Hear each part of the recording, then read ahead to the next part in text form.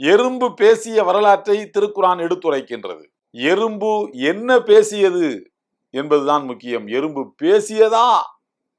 பேசியதில் அதிசயம் இருக்கலாம். ஆனால் அது என்ன பேசியது என்பதில் தான் அதனுடைய பர்பஸ் இருக்கிறது. அது சொல்லுகிறது தன்னுடைய படை பரிவாரத்தினரை பார்த்து, எறும்புகளே எறும்புகளே, நீங்கள் உடனடியாக உங்களுடைய புற்றுக்குள் சென்று பதுங்கிக் கொள்ளுங்கள். சுலைமானும் அவருடைய படையினரும் அவர்களையும் அறியாமல் உங்களை மிதித்து அழித்து விடக்கூடும், ஓடிச் செல்லுங்கள் என்று தன்னுடைய சக எறும்புகளை அந்த ராணி எறும்பு எச்சரிக்கிறது. அந்த ராணி எறும்பின் பொறுப்புணர்வை பாருங்கள். திட்டவில்லை. ஆபத்து வருகின்ற போது அந்த ஆபத்திலே இருந்து தன்னுடைய மக்களை காப்பாற்றுகின்ற பொறுப்புணர்வை அந்த எறும்பு ஏற்றுக்கொண்டது. அதை செயல்படுத்தியது. ஏன்னா இப்படி அங்கேயும் ஓடிட்டு இருக்கீங்க? எரிச்சப்படல. ஆபத்து வருகின்ற போது எரிச்சல் படுகின்றவனோ, பதவதை படைகின்றவனோ, தன்னுடைய குடிமக்கள் மீது கோபப்படுகிறவனோ தலைவனாக இருக்க முடியாது.